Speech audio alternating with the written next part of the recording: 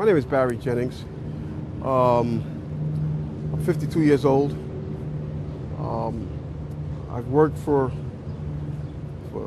33 years at one location.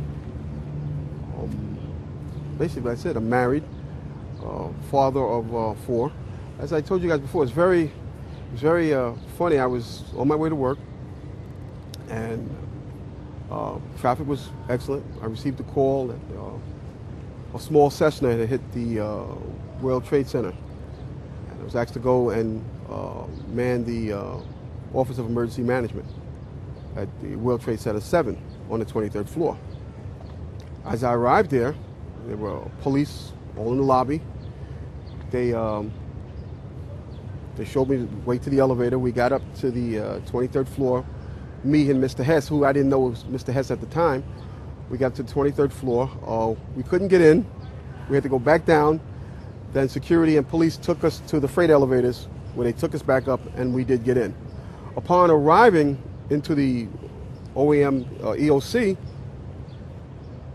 we noticed that everybody was gone. I saw coffee that was on the desk. Still, the smoke was still coming off the coffee. I saw half-eaten sandwiches. And only me, Mr. Hess, was up there. After I called several individuals, one individual told me that to leave and leave right away. Mr. Hess came running back in and said, "We're the only ones up here. We got to get out of here." He found the stairwell. So we subsequently went to the stairwell and we're going down the stairs. When we reached the 6th floor, the landing that we were standing on gave way. There was an explosion, and the landing gave way. And I was left there hanging. I had to climb back up, and now I had to walk back up to the 8th floor. After getting to the 8th floor, everything was dark. It was dark, and it was very, very hot. Very hot. I asked Mr. Hess to test the phones as I took a fire extinguisher and broke out the windows. The firefighters came. They came to the window, and because I was going to come out on the fire hose. I didn't want to stay there any longer. It was too hot. I was going to come out on the fire hose. They came to the window. They started yelling, "Do not do that. It won't hold you." And then they ran away. See, I didn't know what was going on. That's when the first tower fell. When they started running, the first tower was coming down. I had no way of knowing that. Then I saw them come back. Now I saw them come back with more concern on their faces. And then they ran away again. The second tower fell. So as they turned and ran the second time, the guy said, "Don't worry, we'll be back for you." And they did come back. This time they came back with 10 firefighters. And they kept asking, "Where are you? We don't know where you are." I said, "I'm on the north side of the building," because when I was on the stairs, I saw north side. Excuse me. All this time, I'm hearing all type of explosions. All this time, I'm hearing explosions. When they finally got to us, and they took us down to what they called the lobby, because I asked them, I said, when we got down there, I said, "Where are we?" He said, "This was the lobby." And I said, "You got to be kidding me." It was total ruins. Total ruins. Now keep in mind, when I came in there, the lobby had nice escalators. It was a huge lobby. And for me to see what I saw, it was unbelievable. And the firefighter that took us down kept saying, "Do not look down." And I kept saying, "Why?" He said, "Do not look down." And we were stepping over people. And you know, you can feel when you're stepping over people.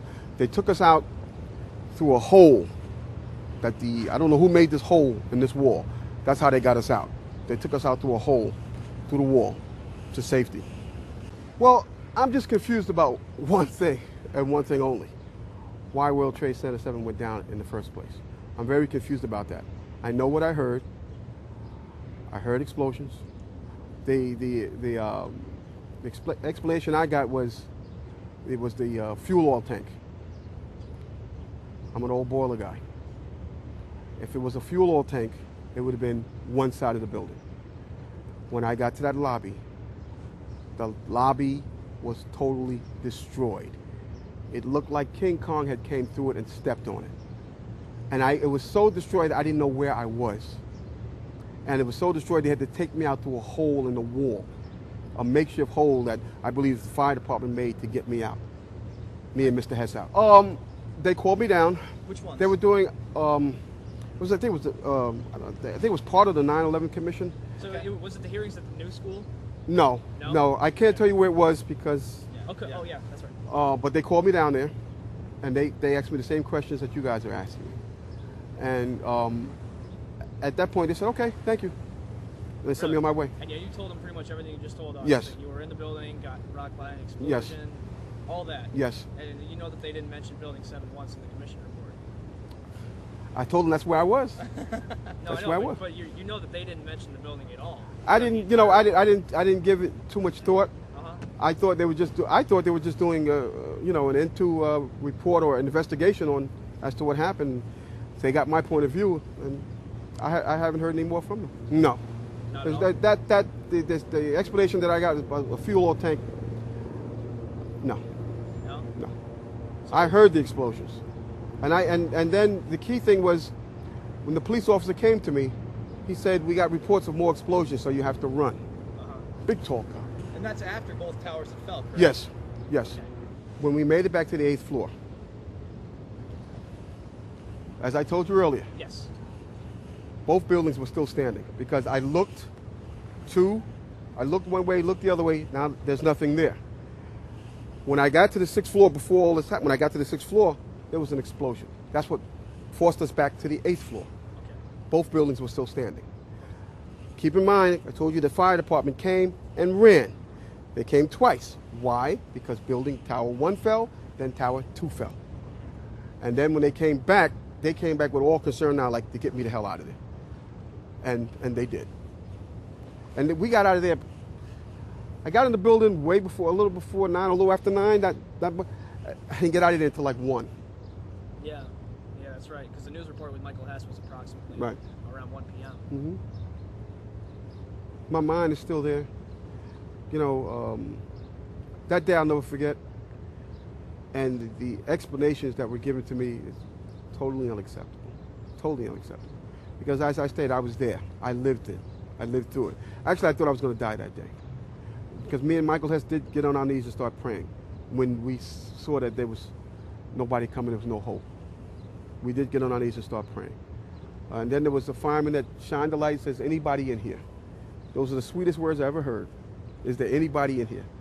And I, at that time, I told Mike, I said, "Mike, you better get under the desk and pray to who you're going to pray to, because I'm going to pray to who I'm going to pray to, because it doesn't look like we're going to make it." And that's when that fireman came and saved our lives. And it wasn't until some years later that I testified in front of them. It was very, to tell you, it was very scary because they looked like very important people. Yeah. They were questioning me about certain things. And, I don't know if they liked the answers I gave. I could care less. I gave my account of it, the truth, and that was it.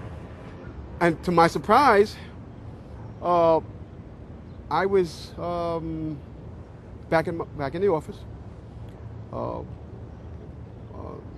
Secretaries and things that were cleaning me up. I was disheveled. I even started crying because of the lives that were lost, and I was lucky enough to get out of there. When I got home, I sat down in front of the TV, and my wife said, "Why do you keep watching this? Why do you keep?" I couldn't stop watching it, and that's when I found out Building 7 came down. I was so surprised, and I'm saying to myself, "Why did that building come down?" And I knew why it came down, because of the explosions. And it was not no fuel oil tanks.